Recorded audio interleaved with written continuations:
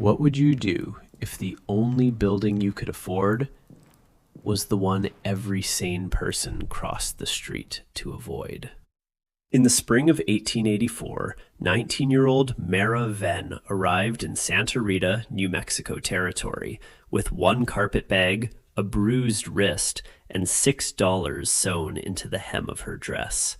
3 days later, she spent half of it on a condemned saloon. The Brass Lark had been empty for 6 years. Its windows were planked shut, its sign hung by one nail. On the front door, a territorial notice warned that the structure was unsafe for entry, unsafe for business, and unsafe for any living soul with better choices. Santa Rita called it a cursed place. Mara called it shelter. But behind the collapsed bar and the dust-blackened fireplace, someone had built a second wall where no wall belonged. Behind that wall was a room the town had forgotten on purpose. Inside were ledgers, survey maps, gold certificates, and one forged signature that turned her father's death from a mining accident into something far worse. The town laughed when Mara bought the Brass Lark. By the time she was finished with it, the most powerful men in Santa Rita were in chains. Mara had not come west looking for trouble. Trouble had sent her there. For a year, she had worked in the kitchen of the Barlow Ranch, 30 miles north of the Jornada Road, rising before first light to scrub pans, patch shirts, boil coffee, and keep her eyes down. The work was hard, but hard work had never frightened her. What frightened her was Mr. Barlow waiting in doorways after dark, speaking softly enough that his wife could pretend not to hear. One night, he caught Mara by the wrist and told her a girl alone should be grateful when a man offered protection. Mara struck him with a skillet. By dawn, she was walking toward the stage stop with her wages in a flour sack and Mrs. Barlow's cold voice following her down the road. She had nowhere safe to go. Only a name from her father's last letter, Santa Rita. Her father, Elias Venn, had been a prospector. 6 years earlier, he had written that he and his partner had found a vein near Coyote Spur, not large enough to attract a company at first glance, but rich enough that a patient man could build a life from it. His final letter carried 3 things Mara had never forgotten: a pressed desert flower, a smear of red dust, and one line written beneath the rest. If the stone holds true, little fox, we may finally own tomorrow. 2 weeks later, Elias Venn was reported dead in a cave-in. No body was returned, no tools, no claim papers. Only the official explanation: bad rock, bad timing, no survivors. Mara had been 13 then, old enough to understand death, too young to challenge a document stamped by men in clean coats. So when the stage rolled into Santa Rita, she came with grief already packed inside her. The town was smaller than she expected and meaner than she hoped.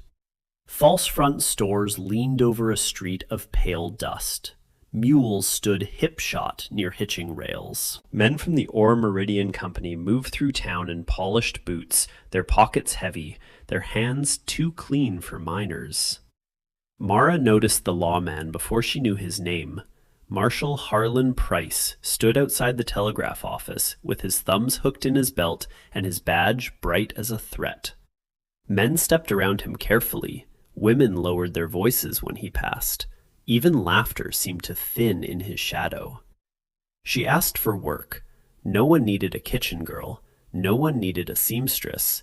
No one wanted a young woman with no family, no husband, and no local name to vouch for her. On the second afternoon, with her boarding house rent nearly gone, Mara saw the Brass Lark.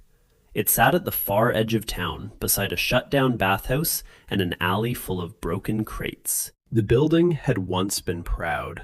You could still see it in the carved trim above the porch and the colored glass left in one high window. But the porch sagged, the roof bowed inward. The saloon doors had been nailed together as if the town feared they might swing open by themselves. A boy threw a pebble at it and ran. Mara stood in the street and looked at the condemnation notice. The land office clerk laughed when she asked who owned the place. "The county, if anyone has to admit it," he said. "Back taxes, unpaid fines, and 6 years of nobody fool enough to bid. Last owner was Caleb Rusk, gambler, loudmouth, liar, got himself shot in his own saloon. Bad place before that, worse after." "Is it for sale?" The clerk looked up, enjoying himself. "Miss, I would not stable a blind mule in there." "How much?" He dipped his pen into the ink and smiled. $3 clears the tax book. It was meant to humiliate her. $3 was not a price. It was a public joke. Mara reached into her dress hem, cut the thread with a borrowed knife, and laid $3 silver on the counter. The clerk's smile died slowly. "You understand that building is condemned." "I understand it has a door." "It may not have a floor." "Then I will learn where to step." By sundown, the deed to the Brass Lark was folded in Mara's pocket. The whispers followed her before she reached the porch. Fool girl, ranch stray, bought herself a coffin with windows. Mara had heard worse. Words were only wind until someone gave them hands. She pulled the condemnation notice from the door. The paper tore in two, leaving the nail still buried in the wood. That was when the old woman spoke from the shade of the bathhouse. "Some nails hold a door shut," she said. "Some hold a story down." Mara turned. The woman sat with a basket of willow switches across her knees. Her hair was gray and braided tight. Her face had the stillness of people who had watched towns rise without believing they would last. "Ma'am?" "They call me Isella when they want something," the woman said. "When they do not, they call me nothing." Mara glanced at the saloon. "Do you know this place?" "I know when a building is empty." Isella's dark eyes rested on the nailed door.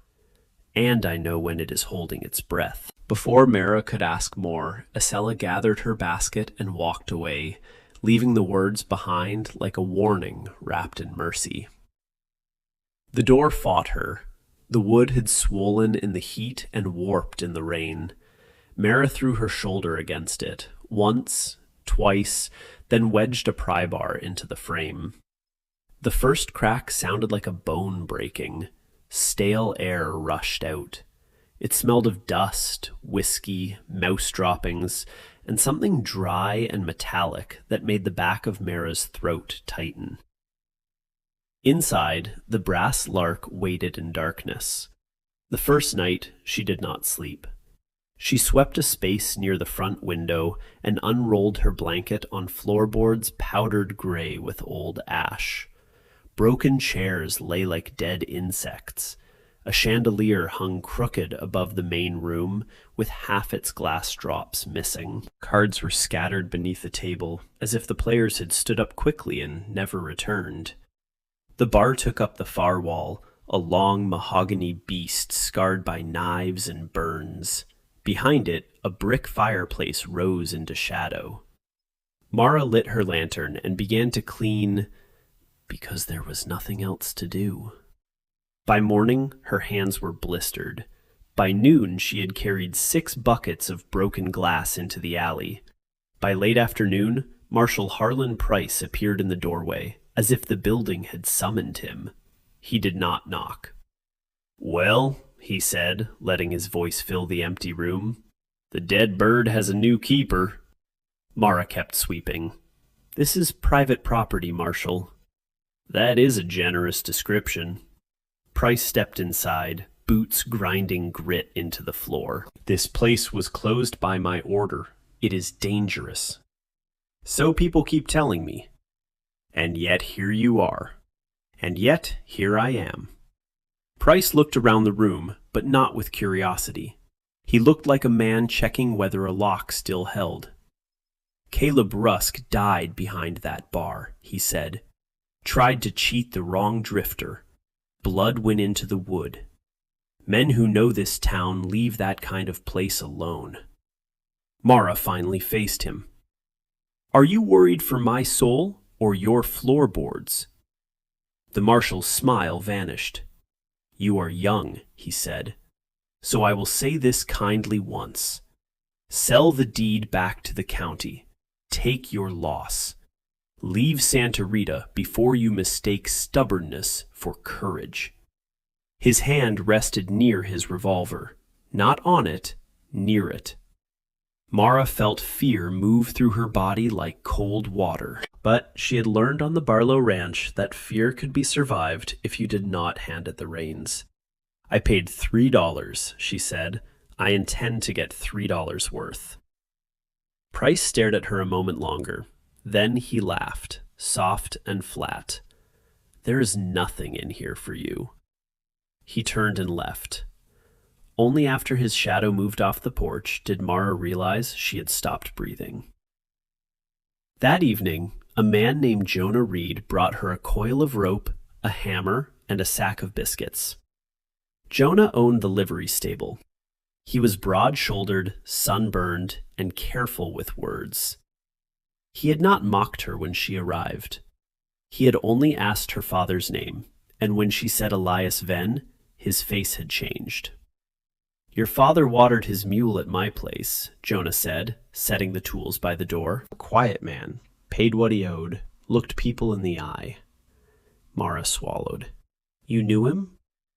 Not well enough. Jonah looked toward the fireplace.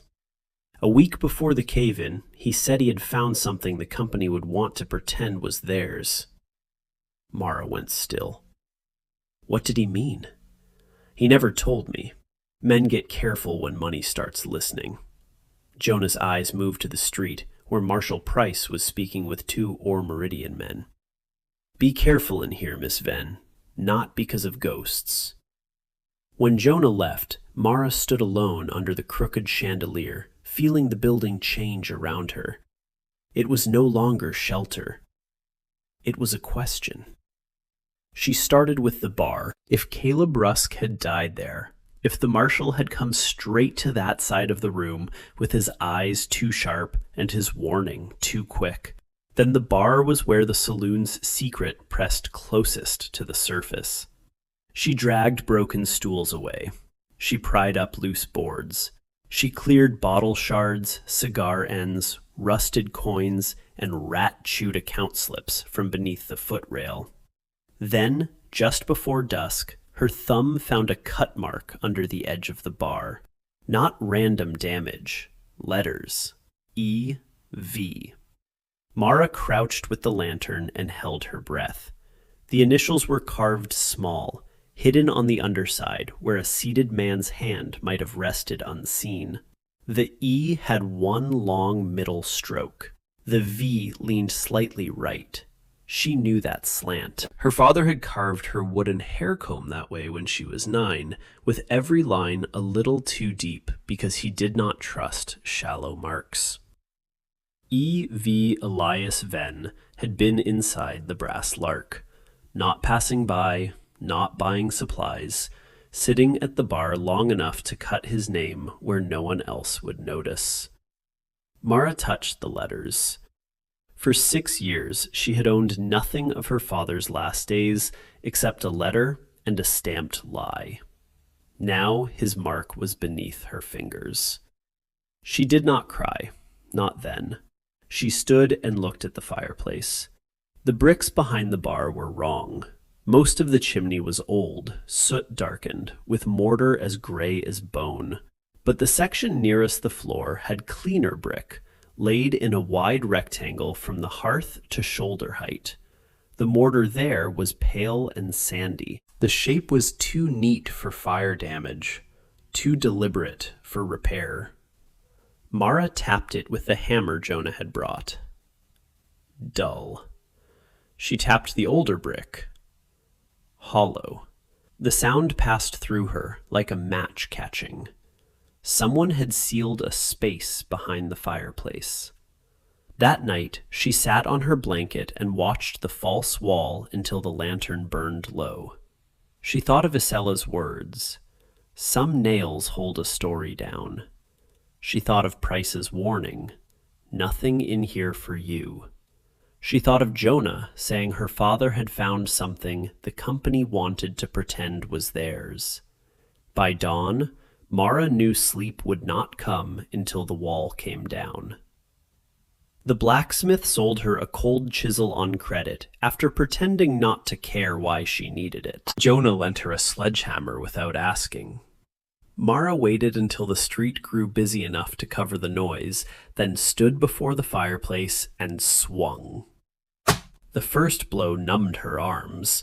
The second sent dust spitting from the mortar.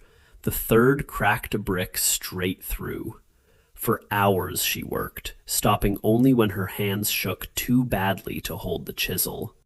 Brick by brick, the rectangle opened. With every piece removed, the air changed. The stale saloon smell thinned, replaced by dry paper, leather, and the trapped cold of a place that had not breathed in 6 years. At last, the hole was wide enough. Mara raised the lantern.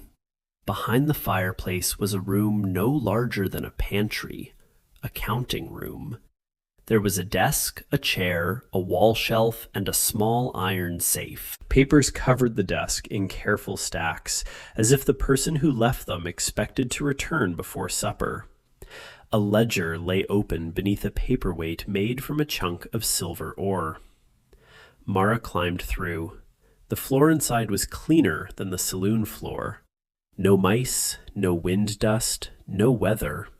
It felt less abandoned than interrupted. She opened the ledger. Names filled the columns. Harlan Price, Caleb Rusk, Foreman Whit Danner, Assayer M. Tolliver, Land Agent Silas Crow.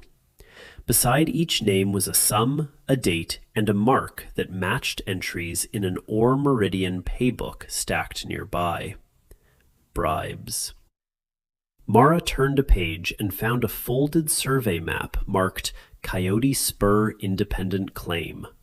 The paper was brittle at the edges. The lines showed a vein running deeper and wider than any poor prospector would have dared hope. In red pencil, someone had circled the claim and written one word: acquire. Beneath the map was a letter signed by Caleb Rusk. Marshal says the blast will be called Bad Timber. Danner will clear the lower passage before Venn and Co. enter, then set the second charge from the west shaft. No bodies needed if the fall is heavy enough. The papers must be moved before the widow or the girl asks questions. Mara read the sentence once, then again. Then her knees failed. She sat on the floor of the sealed room with the letter in her lap, and the 6 years between girlhood and that moment collapsed. Her father had not been taken by bad rock. He had been sent into a mine rigged to kill him. His partner, Samuel Coe, had died with him. Their claim had been stolen. Their names had been buried under an official story sold to anyone too poor to challenge it. Mara covered her mouth, but the sound escaped anyway. Not a sob exactly, something older, something pulled from below speech. When she could move again, she searched the rest of the room. The safe took her until midnight. The combination was hidden in the ledger margins as 3 repeated shipment codes. Inside were gold certificates, an original assay report, Elias Venn's claim filing, and a transfer deed, signing the Coyote Spur claim over to Ore Meridian Mining. The transfer was dated 3 days after Elias Venn's death. The signature was not his. Mara knew her father's hand. He formed his E like a gate, straight and square. The forged signature curled like a salesman's smile. The room had not been sealed to keep thieves out. It had been sealed to keep evidence in. Caleb Rusk had kept records because crooked men often do. He had built himself a weapon made of paper. Then he had misjudged the men he meant to blackmail. The card game shooting that closed the Brass Lark was no drunken accident. It was cleanup. By morning, Mara had bundled the letters, ledger sheets, maps, certificates, and deed into oilcloth. She kept the original ledger whole, but copied 3 names and 3 dates onto flower paper in case it was taken from her. She was no longer a girl with a condemned saloon. She was a witness, holding a town by the throat. The storm came that afternoon. Not rain at first. Wind.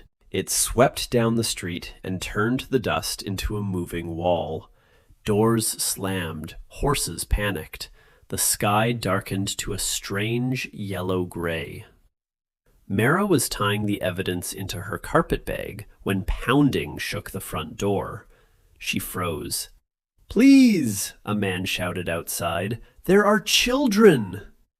Mara opened the door to find a schoolteacher, Mrs. Alvarez, with 2 little boys pressed against her skirts and an elderly freight driver bleeding from the temple. Their wagon had overturned near the alley when the team bolted. Mara let them in. She had barely barred the door again when it opened from the outside. Marshal Price stepped through the dust with his coat snapping around him. He saw the broken fireplace. He saw the hole. He saw Mara's carpet bag. His face changed, and for the first time, Mara understood the difference between a man pretending authority and a man who had lost control of it. "You should have taken my kindness," Price said. Mrs. Alvarez pulled the boys behind her. Mara moved between Price and the bag. "This is my building." Price drew his revolver halfway, just enough for everyone to see metal. "Your building is about to burn in a dust storm." The freight driver muttered a prayer. Price took 1 step forward. "Hand me what you found." Mara's voice came out quiet. "No." The word held. The marshal's eyes narrowed.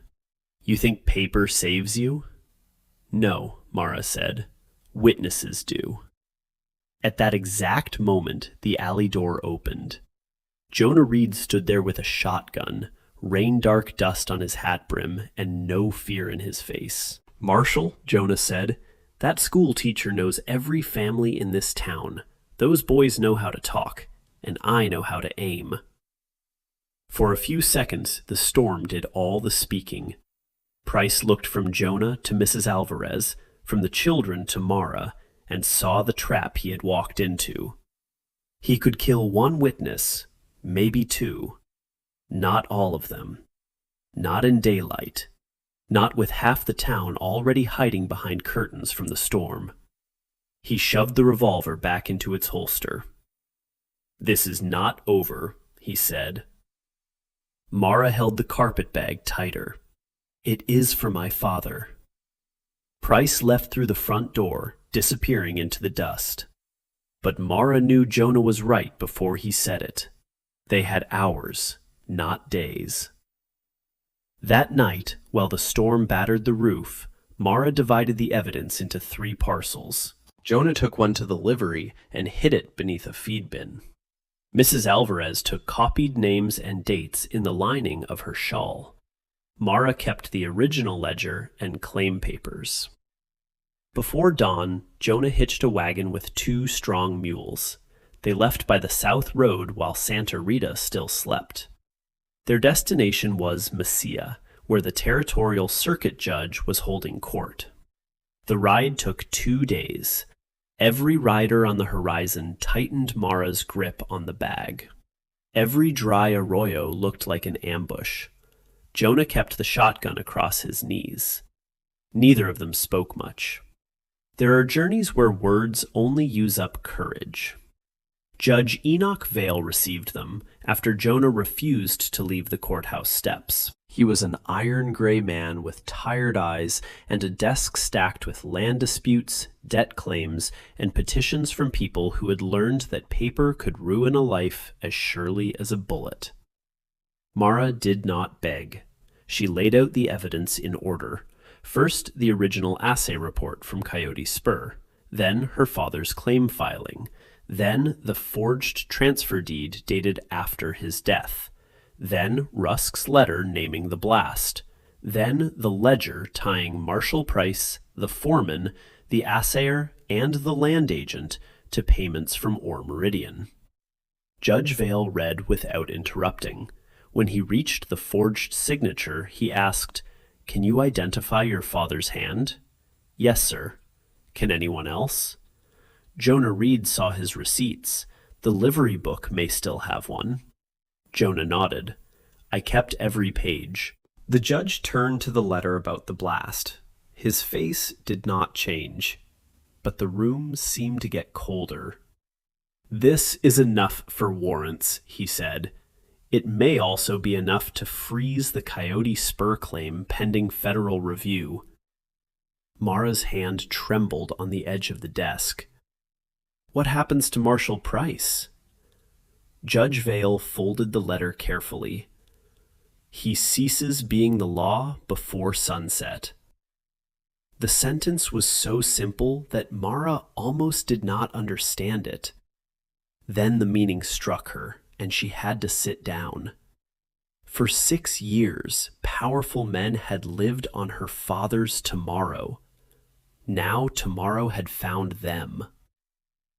The deputy marshals reached Santa Rita before Mara returned. Price tried to leave by the North Road and was stopped at the dry wash. Foreman Danner locked himself in the company office until miners kicked the door down from the outside. The assayer claimed the ledger was a forgery until Jonah produced matching receipt paper from his stable records. The land agent resigned before anyone asked him to. Ore Meridian's Coyote Spur operation was frozen. Families who had lost claims suddenly began searching old trunks for papers they had been told were worthless. Miners who had swallowed suspicion for years started talking in public. Men who had laughed at Mara crossed the street to remove their hats. She did not need their apologies. She needed lumber. The Brass Lark was still condemned, still leaning, still full of broken glass and bad memories. But now people came to help. Jonah repaired the porch. Mrs. Alvarez sent 2 older students to scrub window frames. Isela arrived one morning with willow switches and said the building smelled less afraid. Mara left the hole behind the fireplace open. She framed it with clean pine and set a small table inside the counting room. The ledger, now in court custody, was gone, but she placed a copy of her father's final letter beneath glass. Beside it, she mounted the forged deed with the signature circled in black. She did not reopen the Brass Lark as a saloon. That name belonged to the men who had used it.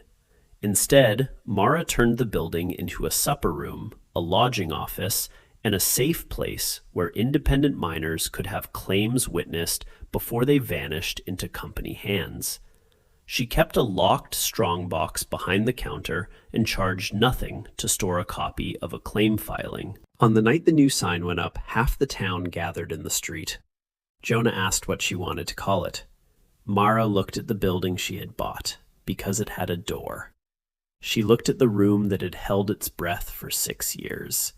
She looked at the place where her father's initials still hid beneath the bar rail, not for the public, not for legend, but for her. "The claim house," she said. The sign was painted by lamplight, and when the first miner came in with a folded map and shaking hands, Mara took his paper, opened the strongbox, and wrote his name in a new ledger. Not the kind that buries men. The kind that keeps them from disappearing. Her father had spent his life looking for truth inside stone. Mara found it inside a wall. And with $3, a broken door, and the courage not to leave when powerful men told her to, she bought the one place nobody wanted and turned it into the only place in Santa Rita where lies could no longer sleep.